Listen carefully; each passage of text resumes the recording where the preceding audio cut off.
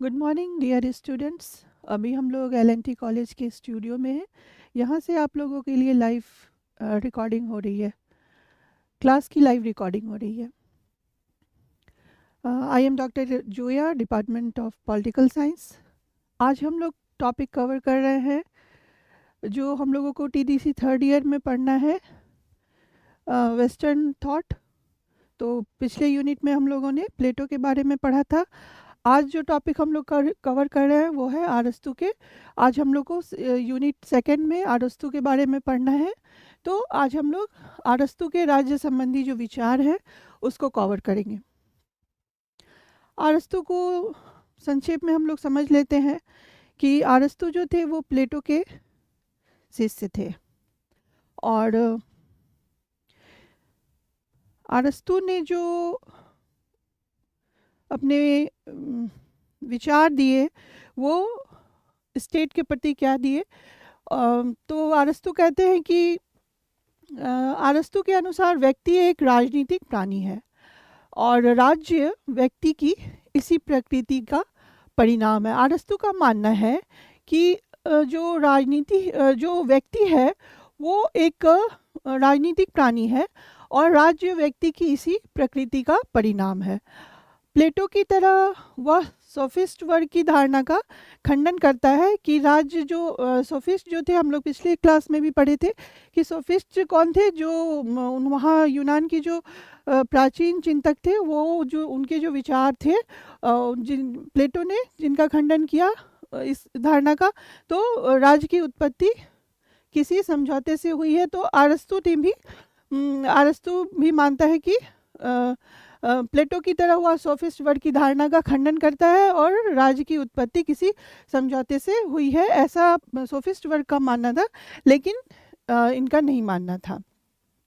अरस्तु का मानना है कि राज्य एक स्वाभाविक तथा प्राकृतिक संस्था है और इसकी जो उत्पत्ति है वह एक किसी प्रक्रिया द्वारा विकास के कारण हुआ है। राज्य सभी संस्थाओं में श्रेष्ठ और उच्च संस्था है। तो इनका मानना है कि राज्य की जो उत्पत्ति हुई है समझौते से नहीं, ये राज्य एक स्वाभाविक तथा प्राकृतिक संस्था है और इसकी उत्पत्ति एक प्रक्रिया द्वारा विकास के कारण हुआ है। राज्य सभी संस्थाओं में श्रेष्ठ और उच्च संस्था है। आगे हम देखेंगे।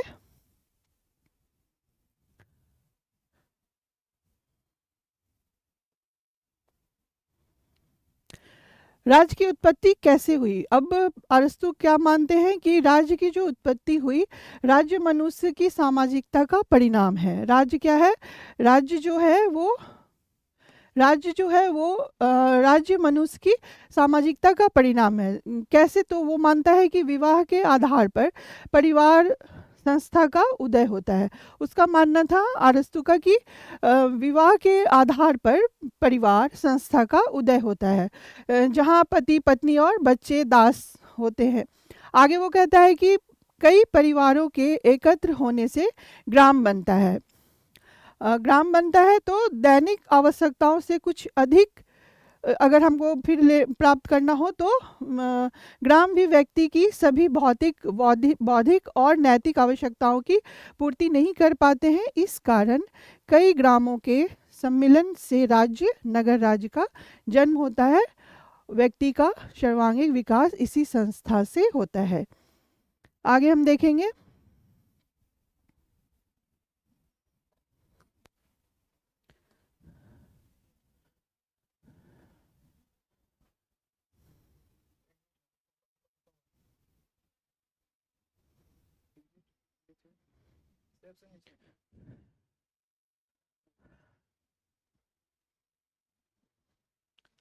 अरस्तु के अनुसार कुटुंब से ग्राम और ग्राम से राज्य अस्तित्व में आए।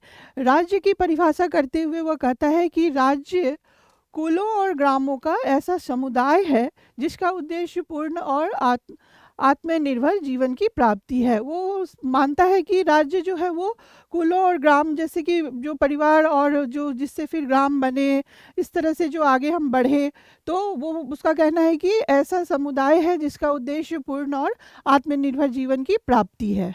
अरस्तु, अब आगे हम देखेंगे कि अरस्तु के राज्य विषयक सिद्धांत की प्रमुख विशेषताएं क्या है। अरस्तु के राज्य विषयक सिद्धांत की जो विशेषताएं हैं, वो कहता है कि अ,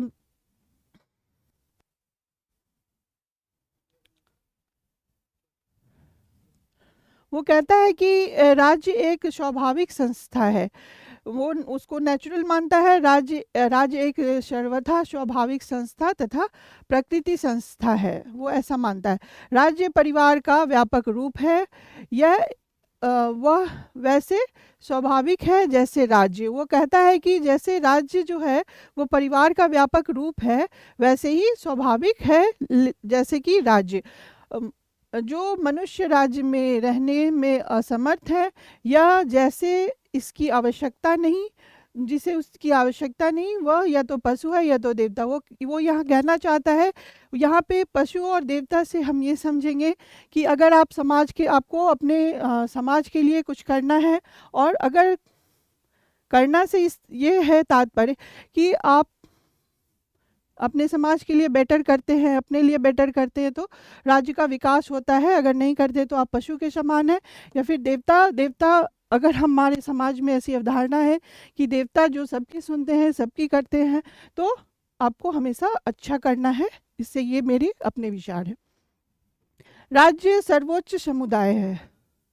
अरस्तु जो है वो राज्य को समुदायों का समुदाय नहीं बल्कि सर्वोच्च सबसे ऊपर मानता है। वो कहता है कि अरस्तु राज्य को समुदायों का समुदाय नहीं बल्कि सर्वोच्च समुदाय मानता है, सबसे ऊपर मानता है। वो उच्च सभी समुदायों का अस्तित्व का विकास राज्य में ही संभव है। वो कहता है कि सभी जितने भी समुदाय हैं, उन सबका जो विकास है, डेवलपमेंट है, वो राज्य में ही संभव है। राज्य का उद्देश्य सर्वोच्च अच्छाई, हाईएस्ट गुड की प्राप्ति है।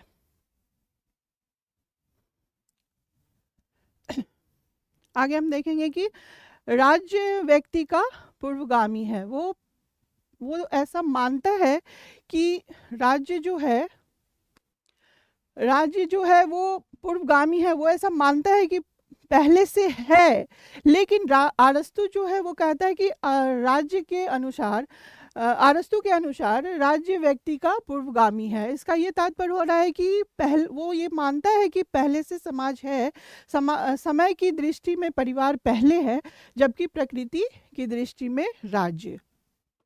वो मानता है कि अरस्तु के अनुसार राज्य व्यक्ति का पूर्वगामी है। समय की दृष्टि से परिवार पहले है, जबकि प्रकृति की दृष्टि से, नेचर की दृष्टि से राज्य समग्रता और मनुष्य का अंग मात्र समग्र पहले आता है और राज्य बाद में। राज्य का स्वरूप जैविक या स्वावयवी। ये इसका तात्पर्य है कि अरस्तु का मानना था, अरस्तु जो है वो इसको साइंटिफिक रूप में देखता है कि ये जो उसको वो साइंटिफिक रूप देना चाहता है। वो कहता है कि अरस्तु के अनुसार राज्य का जो स्वरूप है वो जैविक है, और अरस्तु के अनुसार राज्य का स्वरूप जैविक है, और इसकी प्रकृति एक जीवन धारा के समान है। राज्य का निर्माण विभिन्न अंगों से मिलकर हुआ है, और व्यक्ति और समुदाय इसके अंग हैं, और अंगों का महत्व संपूर्ण के कारण ही है। राज्य एक आत्मनिर्भर समुदाय है। उसका मानना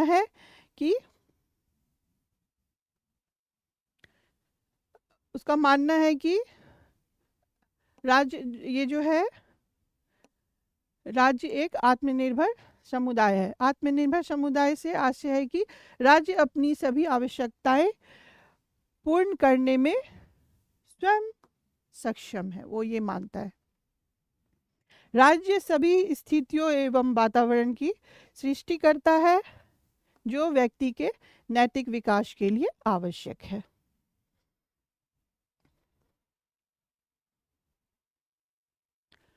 अरस्तु के अनुसार राज्य का उद्देश्य जीवन की पूर्णता है। अरस्तु ऐसा मानता है कि जीवन का जो उद्देश्य है वो क्या है, राज्य का उद्देश्य जीवन की पूर्णता है। वो ऐसा मानता है राज्य का उद्देश्य जीवन ही नहीं, एक आदर्श और श्रेष्ठ जीवन की प्राप्ति है। सिर्फ जीने का मतलब खाना पीना सोना नहीं, हमें हमारे सर्वांगीण विकास के लिए जो है वो आदर्श और श्रेष्ठ जीवन की प्राप्ति करना भी हमारा कुछ गोल होना चाहिए। उसके लिए भी वो मानता है राज्य का उद्देश्य अपने सदस्यों का अधिकतम कल्याण करना है।